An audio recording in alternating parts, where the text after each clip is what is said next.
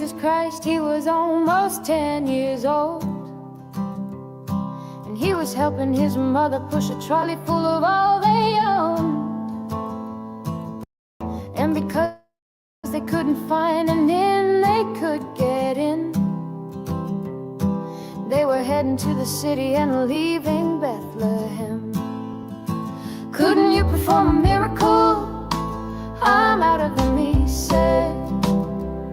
I tried turning nothing into warmth, but it just made my mother cry. It just made my mother cry. Mary Magdalene has become a man, and tonight he's old, and she has been riding my tram. Now it's late and she's trying to sleep beneath a poster for a bank. Your dreams are important to us as it bathes her face in gold. Come give us your natural gifts. We make wealth from toil. Come pretend for history's page that we're advancing Australia fair. Let's pretend that we're all advancing Australia fair.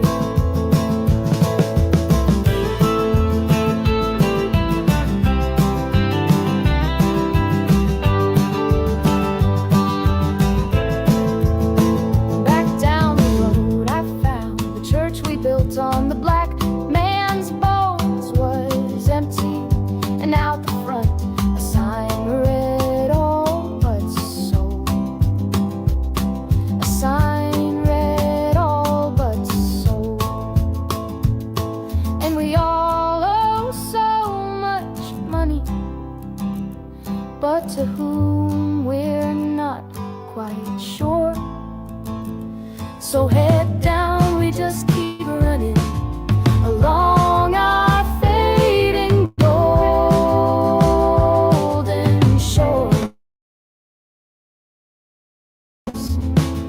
So head down, we just keep running along our fading golden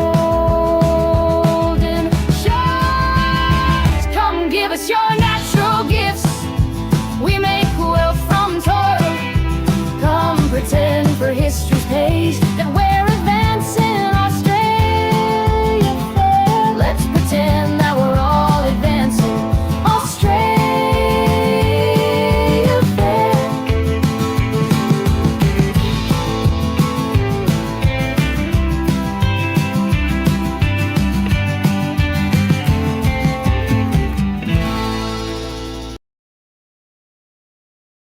You've had a rehearsal now, so we can do it again. Do that one So again. this is a great story. So you I might go blank, so just remind me now you've heard the I'm whole just story. making sure this is. I'm so angry. So tell us about your staff member who was going to get it.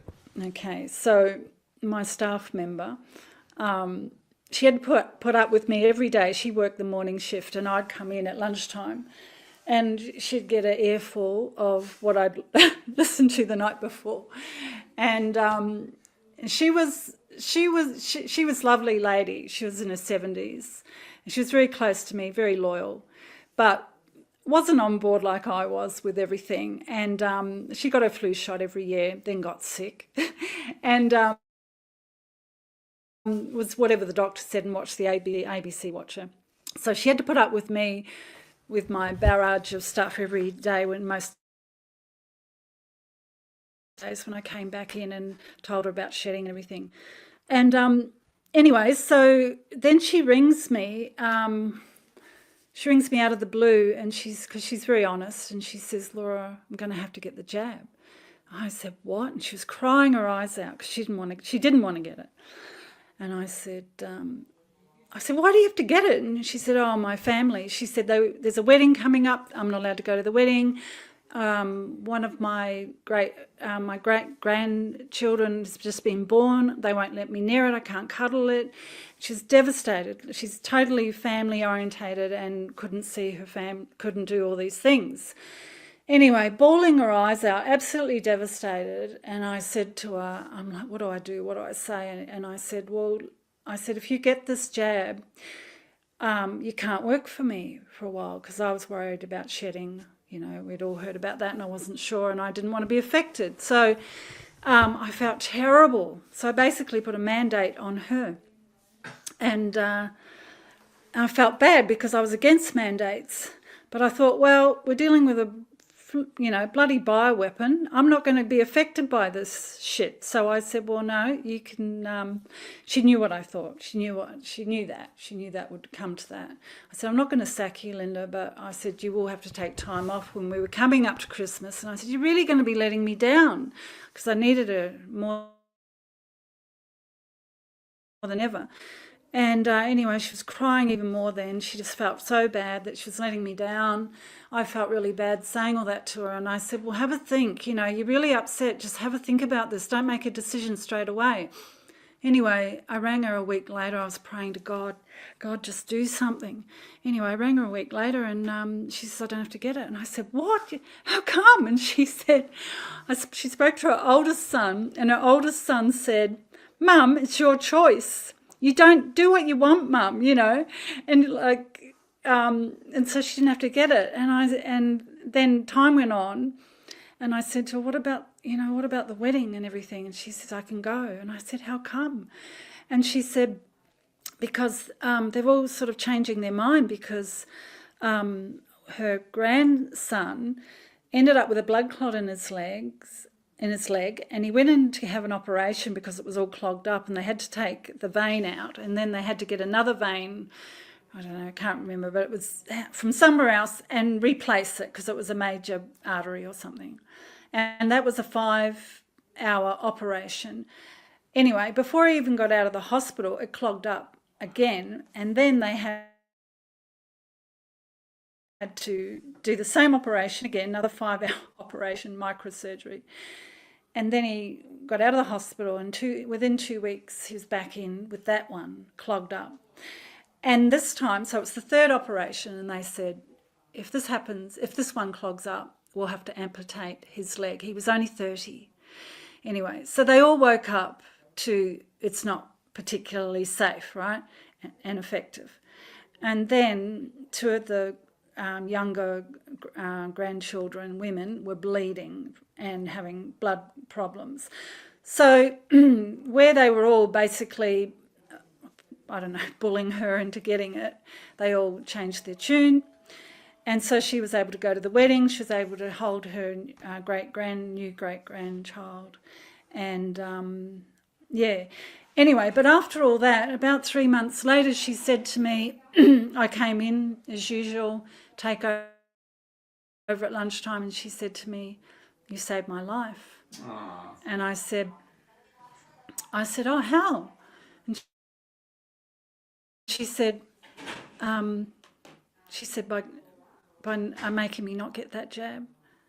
And it was just amazing, because I felt like a big bully bullying her into not getting the jab. But I did save her life, because she had heart problems. And my sister said to me, you know, if she gets that jab, she could die. She'll probably die.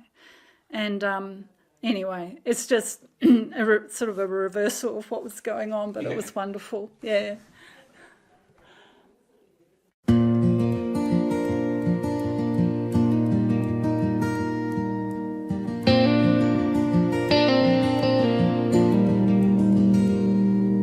Chang bought a van and decked it out, showed us all, had all he needed.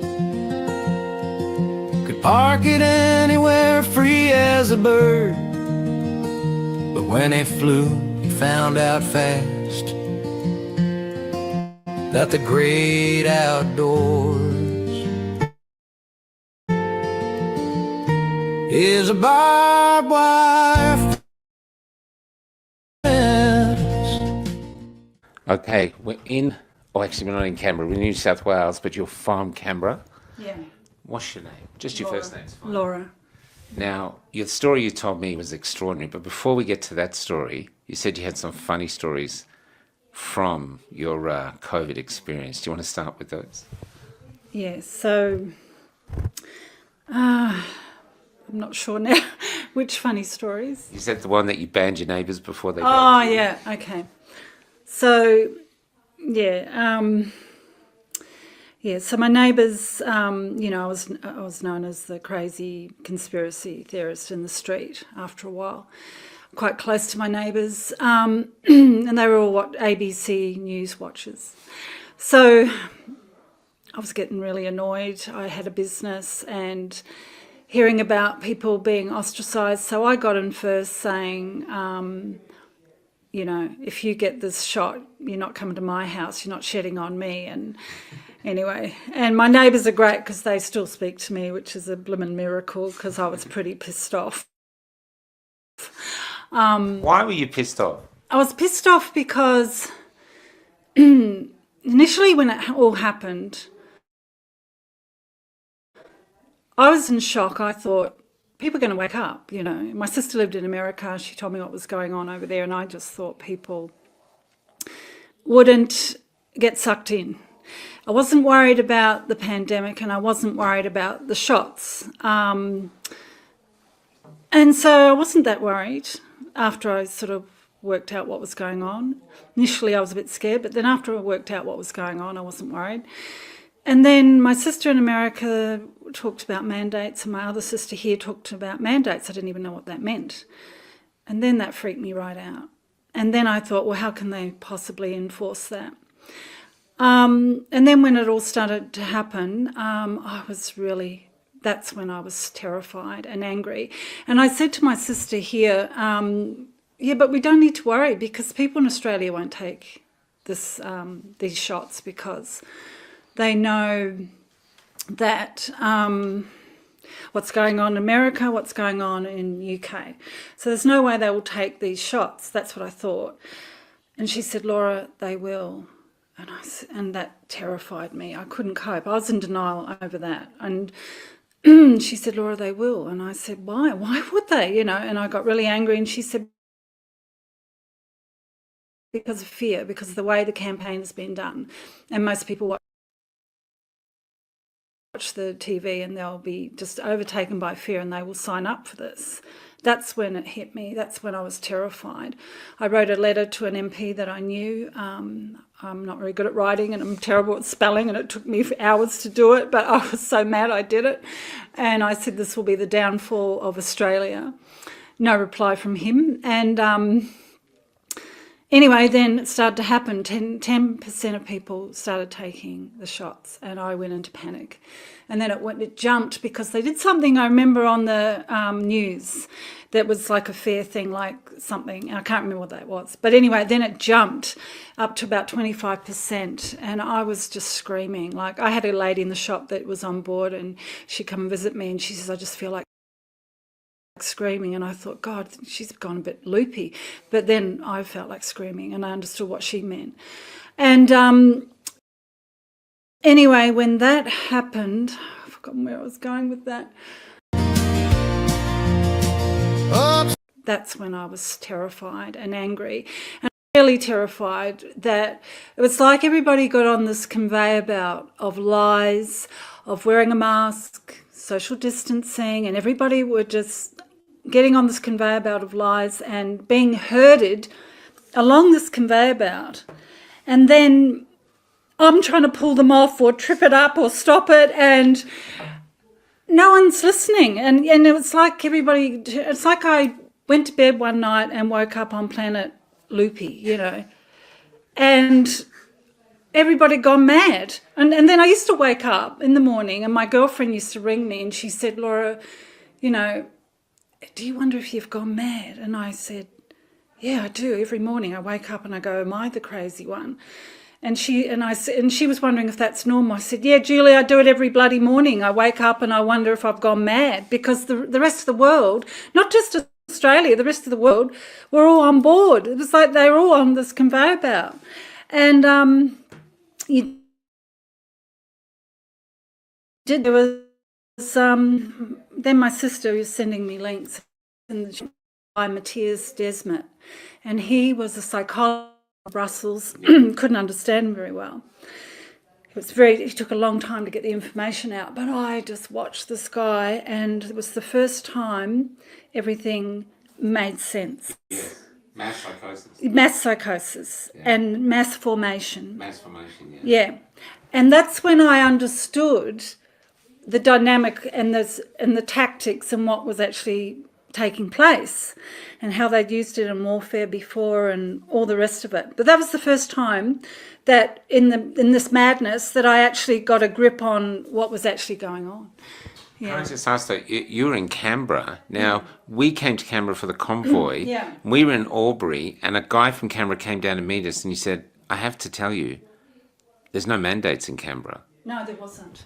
But still, everybody took it. Oh, yeah, well, that's why my friend used to come in the shop every now and again just to speak to me. And I said, how are you going? And she just said, I feel like screaming. And that was one of the things, is here we had this freedom, and yet people still signed up for it. Why do you think that was? I think. Look, I got no idea. It was just very. They're just in the system. They're in the bubble. But their jobs weren't. Just to be clear, their jobs weren't threatened. Their jobs weren't threatened, and they still signed up. So I mean, it was more madness here than anywhere else. Yeah. And when Epic happened, when the can I get to Epic in a sec? Because I want to see it from your point of view. Yeah. Okay. Yeah. Because we all came to Canberra, but you were already in Canberra. Were you doing any protesting or marching before we turned up? I didn't even. I was running my business, so on some days they were doing stand in the park, but I was working, so I hadn't really connected to anyone here except my two best friends were on board. And most of my family on board. I was luckier than most people, but I did meet a few people that had no one on board. So I just think I would have gone nuts if had that been the case for me. And so, what was it like? Griffith, everyone's turning, and then suddenly you hear there's a convoy to Canberra. And suddenly we start turning up. What was it like from a Canberrian's perspective? Okay, from a Canberrian's perspective, that was 2% of the people that were awake. It was bloody marvellous because I was just surrounded here like I was surrounded by Martians. I was in my business going, next sheep, okay, would you like that gift for it? Next sheep. I had to shut up because, you know, mandates and everything else, and I had to pretend I was, you know, if they knew I wasn't, you know, we're getting to the time where people are getting vaccinated, right? So if they knew I wasn't vaccinated, I would lose business. So I had to just go zip it up and just, you know, and I actually hated people. I just hated the general public because we're being attacked by whoever, the powers that be, and it's a war, and they're meant to be on my side, and yet I'm the enemy. And if had they known I wasn't done all the right things and got these, I would have lost business. So I just had to be. It was like I was. What's the word? Like, it's like I just was living a double life, where I had to pretend, you know, and put the smile on my face, and, you know, I liked my business. This is pure communism. Yeah, and I liked my business, and, you know, you'd have little chit-chats and all the rest of it, but that all changed, and I was like living a lie, I was surrounded by Martians pretending they weren't Martians, or I was the Martian, or whatever, and so... Did you ever have anyone in the store say something about people who weren't getting vaccinated and you just had to say nothing? I had to shut up all the time. But everything they said that was outrageous that you remember? Oh, yeah. Well, like one lady came in and she said, you know, they're all very educated, so they think. She came in and she says, oh, well, I'm not getting AstraZeneca because some people had actually died, but I'm getting Pfizer. And I'm like, bully for you. You know, like I tell you, they'd walk out of the shop and I just want to scream. It was just crazy stuff. So, when we started turning up in Canberra, Yeah. and it was like, I think it was initially we turned up the library, a week later we're at Epic. Yeah. What was that like? What was it like coming into Wonderful. Epic? Yeah, so my neighbour down the road, one of my neighbours, she was a nurse. So she was on board. She had to retire, but she was at that age, so it was okay. So I grabbed her and the other lady from my shop, who I didn't know that well, the screamer. And so we got in a car and we went up to where they were all coming in, the convoy were all coming in. The three of us, all us, three middle-aged ladies with our flags and our T-shirts. And we were just yelling and the people were tooting us, and I'm like, oh, this is the Canberra representative crew, And Actually, before you go there, Yeah. what were Canberrians saying if they thought you were jabbed? What were they? Were they freaking out, or were they for us? What was the mood in the city? Well, I don't really know, but I mean, yeah, as it came out, they hated Epic. They hated these. I mean, I had customers going, oh, these people that are driving around in trucks and disturbing Canberra life, and I just had to lay low yet again because I had a business to run, but anyway, yeah, and then they came.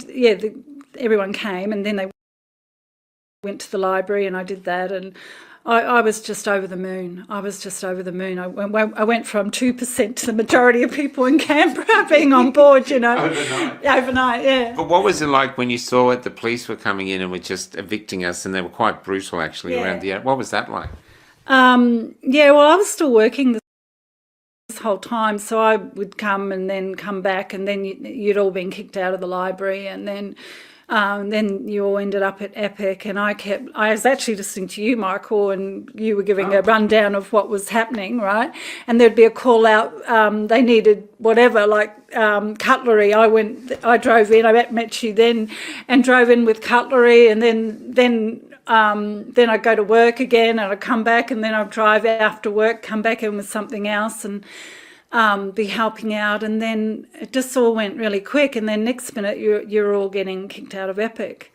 And then we were all trying to find somewhere to live, and Zoltan told me that he heard on the ABC, one of the ABC radio channels, that the ABC, which is on 666 on the dial in Canberra, I can't believe that, actually said, if you see anyone carrying the Australian flag or draping the flag over their car, call the police so they can be moved on, arrested. So on that day in Canberra, the Australian flag became the yellow star. Yeah, that's right. It was terrible. Yeah. And so all these people looking for somewhere to live, and this is the heroic thing of you. Yeah. This is, if you want to tell this story, this is astounding. So you started to hide people. Yeah, so what happened was it just ramped up with the library and then with Epic. I think the police and everyone were getting scared. There were so many people in Canberra. So they sabotaged it, tried to get people out. And so I thought, well, and then there was a call out. I actually think it was you. And yeah, it was you. And I normally go to bed, 10 o'clock, and I was listening to you. And then you were saying there's people, there's a family, they were scared. They were in this car park. Can anyone take them, have their van or whatever on their property, if anyone can open up and help these people, because that day I was listening a lot, and so they'd gone from the library to Epic, and then after Epic they went to the Cotter. They were kicked out at the Cotter, and then they were up at one of the car parks that I didn't even know, that car park, and then police were hassling them there. So I had my dog, and he had one of those cone things on his head because he had itchiness or some problem. So I grabbed him, stuck him in the car. This was 10:30 at night. By the time I got up there, it was 11:15 in the dark, and I was quite scared, and I went up there, and it was all dark, and I went up there and I just drove, and there was this van, and there was a couple of other cars, and there were mainly men, and there was one woman, And I said, and they didn't know who I was, and I didn't even know if they were the right people. And I just said, look, I just heard Michael say you guys have been kicked out of here and you've been hassled by the police. And the police had been driving around this car park, and some of them had left. And anyway, so I gave this guy my number, and I said, if you're really, really stuck, you're welcome to bring your car to my place, sleep in your car, because they were sleeping in their car. And then, anyway, the next day, this guy, he took my number down, and next day, him and this woman that he had been helping, she was on her own, and he helped her. So they both came, and I met them after work, and they drove out to my place. And anyway, so he slept in his car and in the carport, and then she slept in a little tent in the backyard. And then I'd come home, and then I'd cook, and they'd join me in the house. But I didn't know them. And and I didn't want people to leave Canberra, and I was just that mad. That. So how many people did you eventually have up staying with you over? Well, I had people that stayed. I got to know people, of course, and then I had people stay with me in the house, and then I had people, sleeping in cars and different scenarios. But one night, for a few nights, I had about 11 people. They were on their way through. Some people couldn't get back into Western Australia, couldn't go over the border. They were stuck. I ended up with quite a few people, and a lot of them are still really good friends now. But those people I sort of got to know. And the first guy that I rescued, I'm still friends with him too, like keep in contact with him. But You said you were hiding them, but they'd want to come up with their flags, and you'd say, hide the flags. Well, a lot of them had all the stuff all over their car and paraphernalia, and I was scared myself. So I felt like I was hiding the Jews. I felt like I was the French resistance. It was ridiculous. It was ridiculous times. How do you find life now? Life's better now because I have people that are on board that I keep in touch with. It's before COVID. I mean, I was awake to Big Pharma, but I wasn't awake to the corruption, the overreach, things didn't add up. The cost of living and how hard it is to cope with life. But now I know it's more sinister than that. It's all by design, and it's but at the same time it was very stressful times. I had a lot of fear. Even though you had a lot of fear, though, you still hit them. Yeah, well, yeah. I mean, I just kept thinking of the wars. Like, my dad was very young when he was only like 16 when he was in World War II. And I knew all the stories and things, and he was from England, and Mum, they're both from England. And I just knew all those stories of, camaraderie and people. So I just had that in me, that I just think, well, it's not someone else is going to do it. We've got to do it as people. We've got to rise up and do stuff. And I didn't know what I could do, but I just did little things like, they kept I had men stay with me that the police took their cars and arrested them, and they had nowhere to live because they were sleeping in their cars. So I was the person they rang up, and they'd end up at my place on the floor in my lounge room, sort of thing, What was the most you ever had at one time?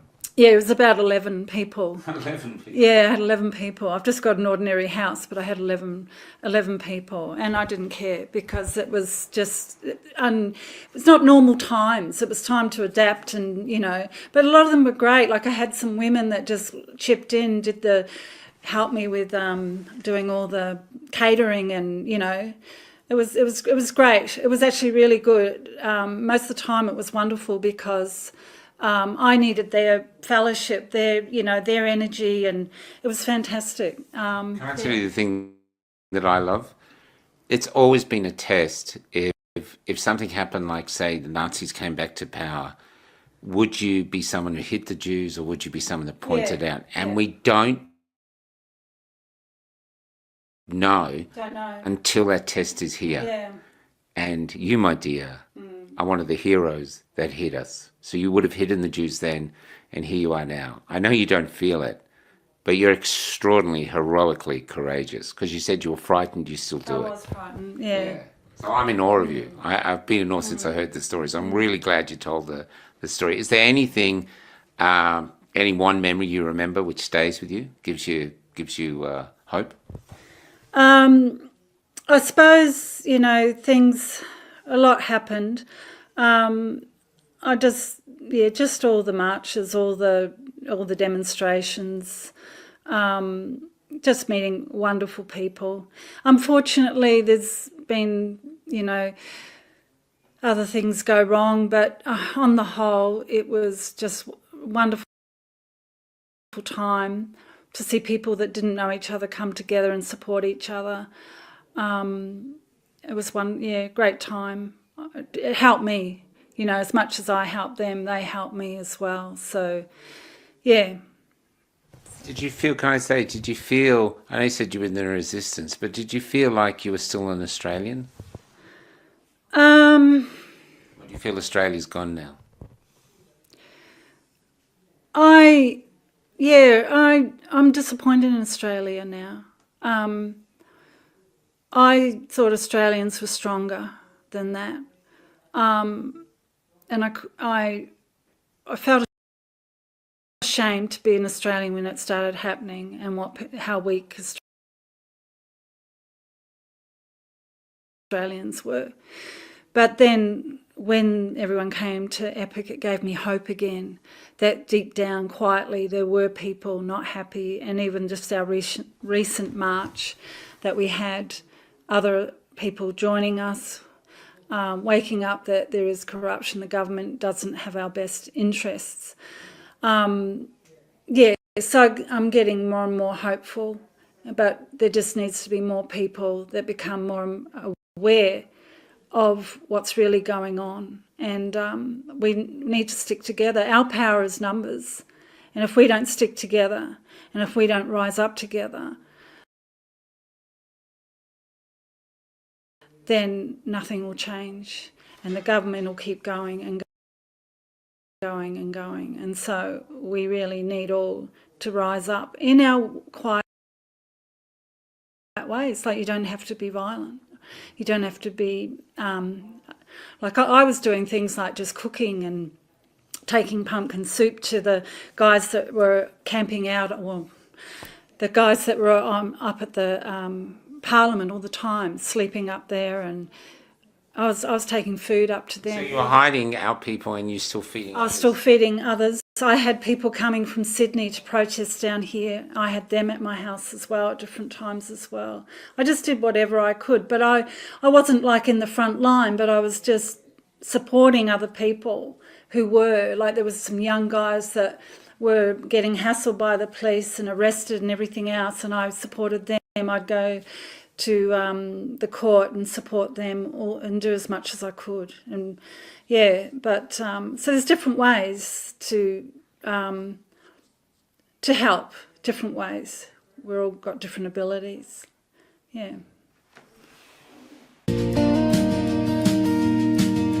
I'm not staying here when the shit goes south, and the shit seems to be already here.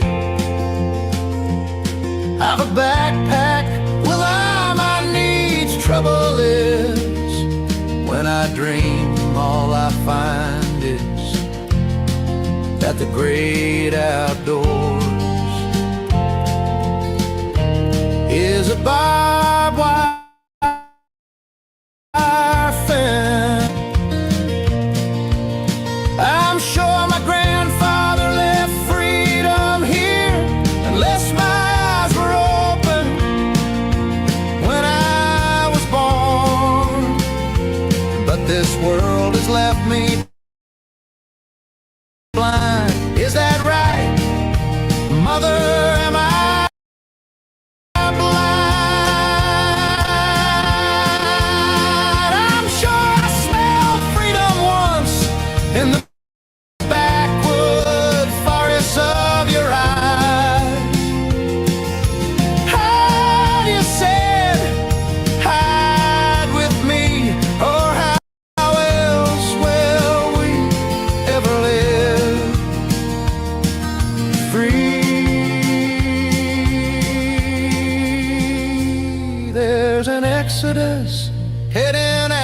town. Their faces are up, but their eyes are down.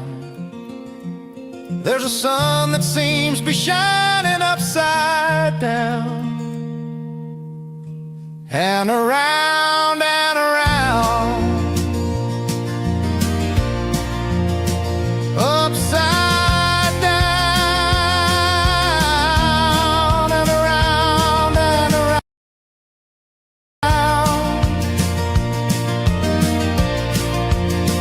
upside down, and around and around, until we reach the outskirts of town, where we find time and time again that the great outdoors is a barbed wire